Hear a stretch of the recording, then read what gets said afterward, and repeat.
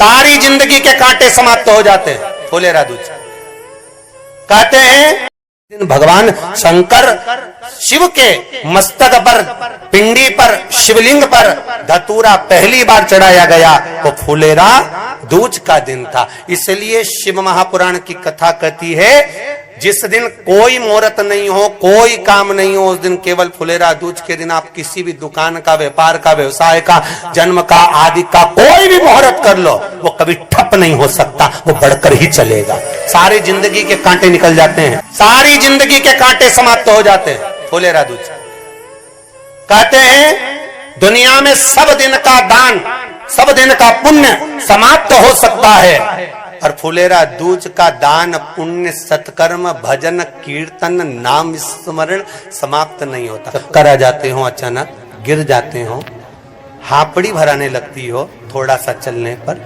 श्वास फूल जाती हो ज्यादा चढ़ने पर, उनके लिए विशेष है कि धतूरे की जड़ को, धतूरे का जो फल होता है उसकी जड़ महाराज निकाल कर, धोकर, उसको घिसकर शंकर भगवान पर उसका लेपन कर दीजिए।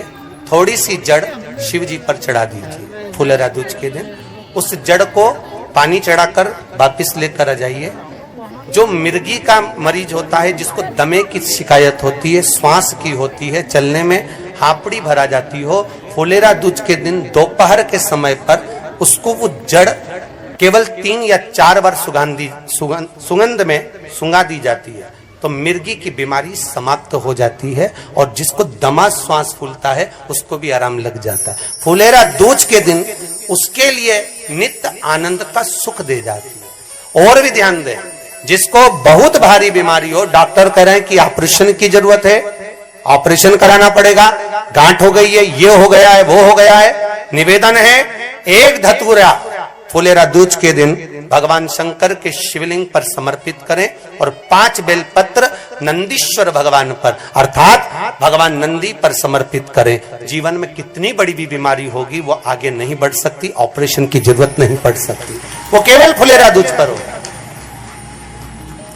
केवल फुलेरा दूज के दिन, उसके सिवाय नहीं। और वो 15 मार्च को है, मौका मिला है, आनंद से।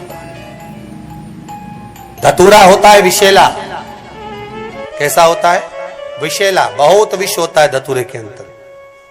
पर महाराज भगवान शिव को वो समर्पित किया जाता है जैसे पार्वती जी को लगा, जब कोई साथ नहीं दे रहा, पार्वती जी को लगा जब कहीं से सुख का अनुभव नहीं हो रहा, आनंद का अनुभव नहीं हो रहा, पार्वती जी ले गई धतूरा, पार्वती मैया ले गई उस बेलपत्र को शिव को। और प्रयास करना, अगर दुख है तो एक धतूरा समर्पित कर कर 1 लोटा पानी अवश्य समर्पित कर।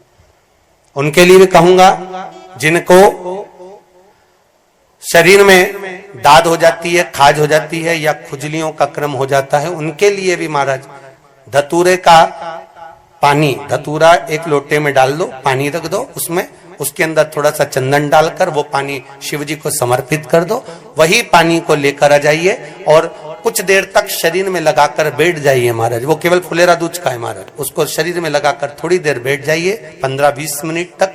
शरीर के अंतर्गत कोई वस्त्र ना हो, उस वस्त्र को उतार कर उसको लगाकर बैठ जाओ। 2.5 से 3 महीने में दांत खाज, किसी भी चर्म रोग होगा वो धीरे धीरे समाप्ति की ओर हो जाएगा। महाराज फुलेरा दूज का महत्व शास्त्र कहता है, भले इसको छुपाकर रखा गया हो शास्त्रों के अनुसार, पर इसकी महत्व का, जो दुकान, जो व्यापार, जो व्यवसाय,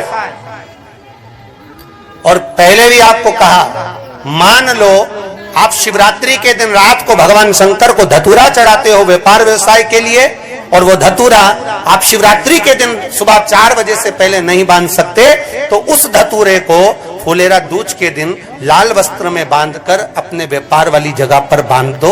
जीवन में कभी व्यापार नीचे नहीं जाएगा, बढ़ता ही चला जाएगा। और उनके लिए भी निवेदन करूंगा जिनके यहाँ कर्जा बहुत है, बहुत कर्जा है, चूक ही नहीं रहा, पैसा ही नहीं रहा, व्यापार चले तो कर्जा चूके, उनके लिए भी निवेदन करूंगा। एक धतूरा बेलपत्री के पेड़ के नीचे शिवलिंग का निर्माण कर कर फुलेरा दूज के दिन उस धतूरे को अपनी कामना कर कर हल्दी में भिंगोकर उसको भगवान शंकर को समर्पित कर दीजिए अपनी कामना कर कर। उसी हल्दी की 1 बिंदी अपने साथ में रुमाल में लगाकर अपने व्यापार व्यवसाय की जगह पर लेकर जाइए।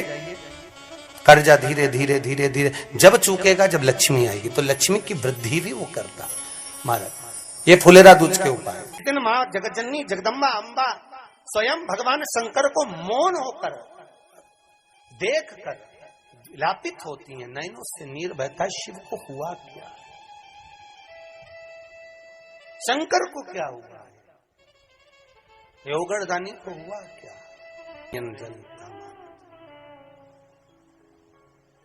मैं तो बैठी थी गंगा किनारे, मैं तो बैठी थी गंगा किनारे,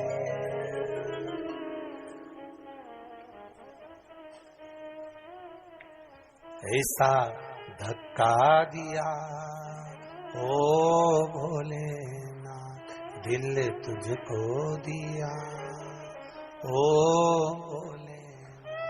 भगवान शिव ओगड़दानी, त्रिकालदर्शी, कैलाशी, अविनाशी, इस चित्तवृत्ति के मन की बात को धारण करने वाले।